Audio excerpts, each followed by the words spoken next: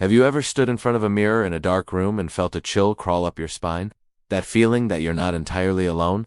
Tonight, we're going to talk about why that feeling might be more real than you think. We all know the legend, the slumber party game that's been passed down for generations. Bloody Mary, a name whispered in hushed tones, a challenge dared but rarely completed. But what if it's not just a game? What if behind the myth lies a truth far more terrifying than any of us could imagine? Stay with me, because the story I'm about to tell you isn't just a legend, it's a warning. The story begins with four friends: Maya, Liam, Chloe, and Ben. It was the last weekend before college. One final night of shared memories in Maya's old creaky house, the kind of house that groans at night and has shadows that dance just at the edge of your vision. They'd spent the evening laughing, reminiscing about their high school years, the air thick with nostalgia and the bittersweet feeling of an ending era. As the hours crept towards midnight, the conversation turned, as it often does on such nights, to ghost stories. Liam, ever the skeptic, scoffed at every tale. "It's all just psychology," he'd say, "your brain playing tricks on you." Chloe, on the other hand, was a true believer, her eyes wide with a mix of fear and fascination. Ben just went along with whatever was happening, while Maya, the host, felt a strange sense of unease settle over her. She'd always felt there was something off about the upstairs bathroom mirror. It was an antique, large and ornate, and sometimes she swore she saw movement in its reflection when no one was there. That's when Chloe suggested it. "Let's do it," she said, her voice a low whisper. "Let's summon Bloody Mary." Liam laughed out loud. "You can't be serious. We're not 12 anymore." But the idea had taken root.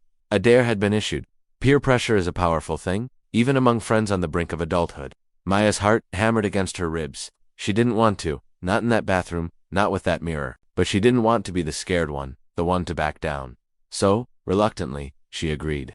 The four of them crammed into the small, cold bathroom. The only light came from a single, flickering candle Maya had placed on the sink. Its flame cast long, dancing shadows on the tiled walls, making their faces look like grotesque masks. They stared at their own reflections in the dark glass of the mirror. Maya felt her breath catch in her throat. The air grew heavy, thick, and cold. Liam, trying to break the tension, cleared his throat.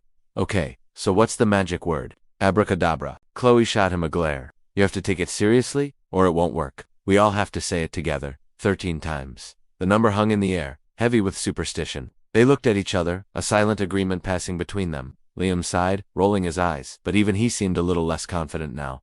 The atmosphere was undeniably creepy. Maya's gaze was fixed on her own reflection, her face pale and wide-eyed in the candlelight. She took a deep breath, and together, they began to chant. Bloody Mary. The first time, their voices were hesitant, a jumble of nervous whispers. Bloody Mary. The second time, a little louder, more unified. The flickering candle flame seemed to dip with each repetition, casting their shadows into a distorted dance.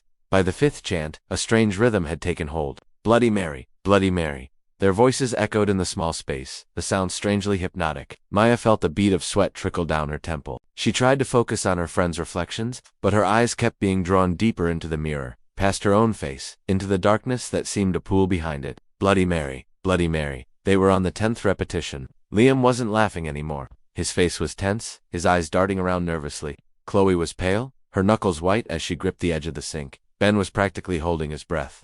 Bloody Mary. 11. The flame on the candle sputtered violently, nearly going out, plunging them into near-total darkness for a second before flaring back to life. A collective gasp filled the room. "What was that?" Ben whispered, his voice trembling. "It's just a draft," Liam said, though his voice lacked its earlier conviction. "Keep going. We're almost there." Maya wanted to stop. Every instinct in her body was screaming at her to blow out the candle, to turn on the lights, to run. But she was frozen, her eyes locked on the mirror. It didn't feel like glass anymore. It felt like a doorway. Bloody Mary. 12. The air dropped in temperature so suddenly that Maya could see her own breath misting in front of her. A low humming sound started, a vibration that seemed to come from the walls themselves, from the very bones of the house. And then, they said it for the 13th time.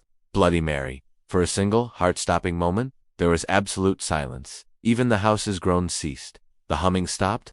The candle flame stood perfectly still. It was the most terrifying silence Maya had ever experienced. Then, it happened. From deep within the mirror, a shape began to form. It was faint at first, like smoke swirling in water, a dark smudge against the blackness.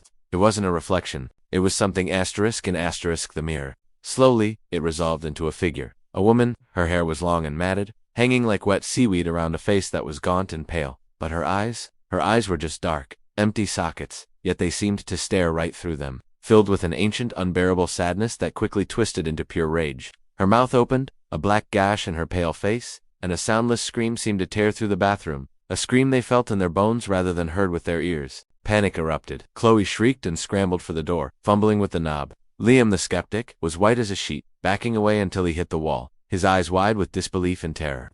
Ben just stood there, paralyzed, a choked sob caught in his throat.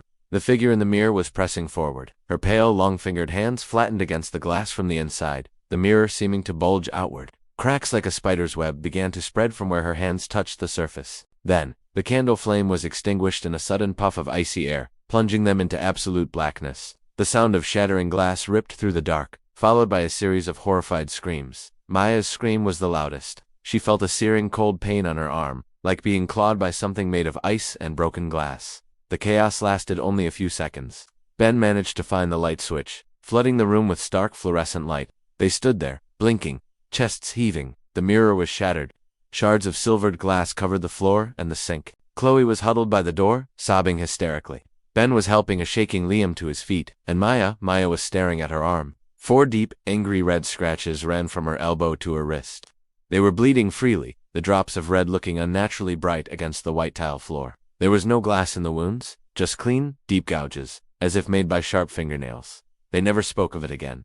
Not really. They cleaned up the glass, made up a story about slipping and falling against the mirror for Maya's parents. The next day, they all left for college, a silent, unspoken horror hanging between them, but they were never the same. Liam, the former skeptic, now sleeps with his lights on and has covered every mirror in his apartment. Chloe suffers from intense anxiety and can't be in a dimly lit room.